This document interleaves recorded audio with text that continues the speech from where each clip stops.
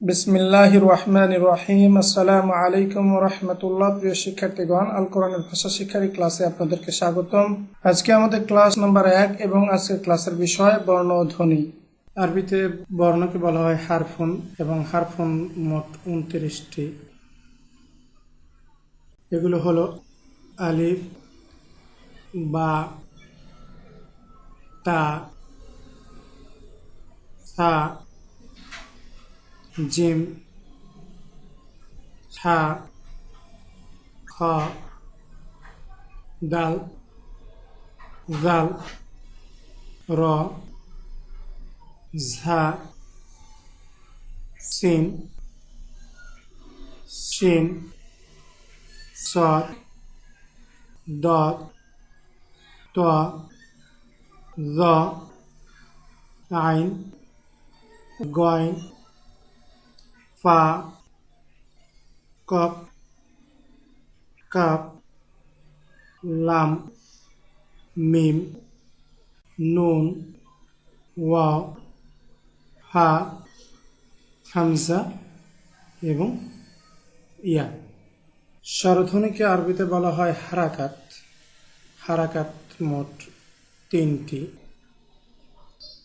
এগুলো হলো জবর, যেটাকে আরবিতে বলা হয় ফাতহাতুন, জের, আরবিতে এটাকে বলা হয় কাসরাতুন, এবং পেশ, এটাকে আরবিতে বলা হয় দম্মাতুন। জবর হলো আধুনি, যেমন বা জবর বা, তা জবর তা, এবং জের হলো ই ধ্বনি, যেমন বাজের বি, তাজের তি, এবং পেশ হলে উ ধ্বনি, যেমন বা পেশ বু, তা পেশ তু।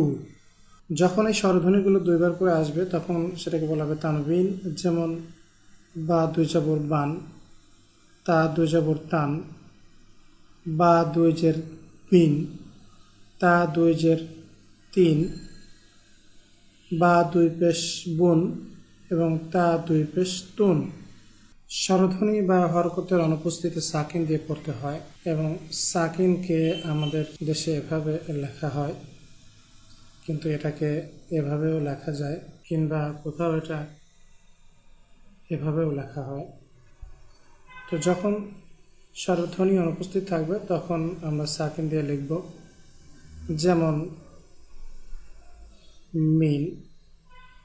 যখন এরকম থাকবে তখন আমাদের ধরে নিতে হবে নুনের উপর একটি সাকিন রয়েছে, অর্থাৎ মিন। এবং একইভাবে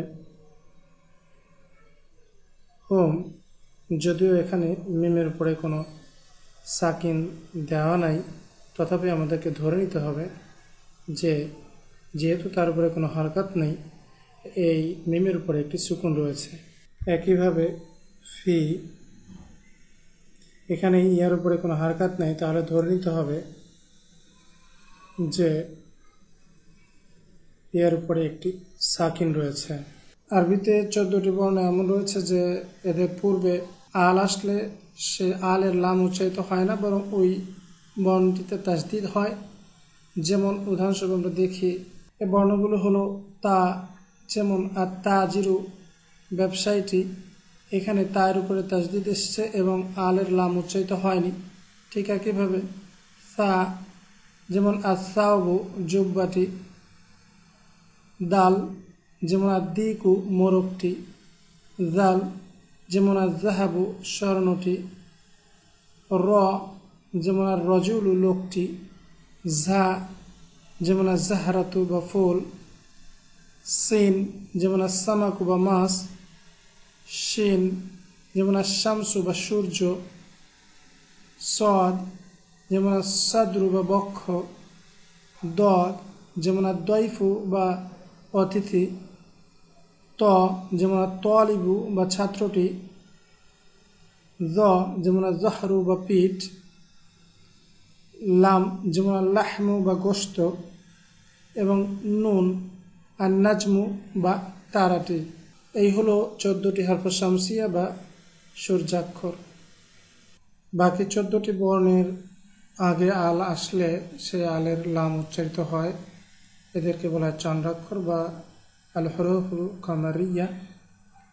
এগুলো হলো আলিফ যেমন আল আবু পিতাটি, বা যেমন আল বাবু দরজাটি, জিম যেমন আল জান্নাতু বা বাগানটি, হা যেমন আল হিমারু গাধাটি, খ যেমন আল খুবজু রুটিটি, আইন যেমন আল আইনু চোখটি, গয়ন যেমন আল গদাউ বা দুপুরের খাবার, ফা যেমন আল ফামু বা মুখ, কফ যেমন আল কমারু বা চারটি, কাপ যেমন আল কালবু বা কুকুরটি, মিম যেমন আল মা উ পানি, ওয়াও যেমন আল ওয়ালাদু বা বালকটি, হা যেমন আল হাওয়াউ বাতাস, এবং ইয়া যেমন আল ইয়াদু বা হাত। আরবিতেও কোনো কোনো শব্দে আলিফ কখনো উচ্চারিত হয়, আবার কখনো উচ্চারিত হয় না। এরূপ আলিফকে বলা হয় হামজাতুল ওয়াসলি, যেমন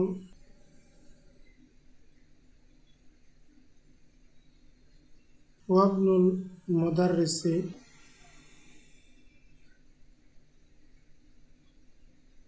এখানে ইবনু শব্দের আলিফটি হামজাতুল ওয়াসলি, যে কারণে আমরা এভাবে পড়ি ওয়াবনুল মুদাররিসি, এবং আল শব্দের আলিফটিও এখানে হামজাতুল ওয়াসলি। একইভাবে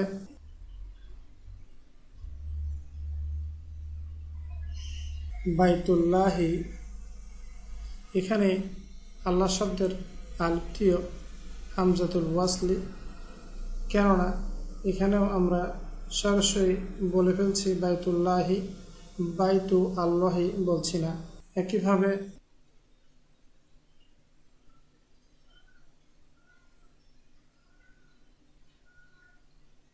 মাযহাব, এখানে আমরা দেখছি ইজহাবের আলিফ উচ্চারিত হচ্ছে না। এইসব ক্ষেত্রে আলিফ হচ্ছে হামজাতুল ওয়াসলি। আর হামজাতুল কাতি হচ্ছে যখন আলিফ সর্বদাই উচ্চারিত হয়, যেমন মিন আইনা আনতা।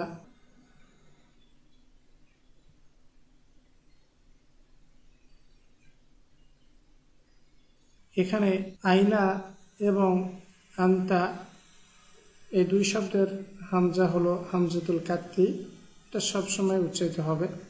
একইভাবে ইলাইহিম, এখানকার আলিফটিও হবে হামজাতুল কাতি, এটাও সবসময় উচ্চারিত হয়। এবং একটা উদাহরণ দেখি,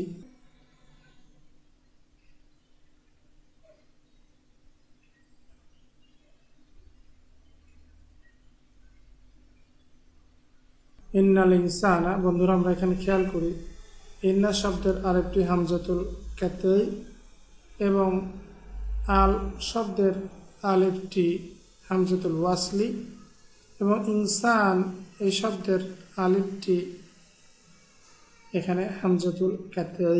আমরা ইতিমধ্যে খেয়াল করেছি যে হামজাতুল কাতিকে আমরা এভাবে লিখে থাকি, এবং হামজাতুল ওয়াসলিকে আমরা সাধারণত খালি রেখে দিই, অথবা এর উপরে অনেক সময় এরকম চিহ্ন বসতে পারে।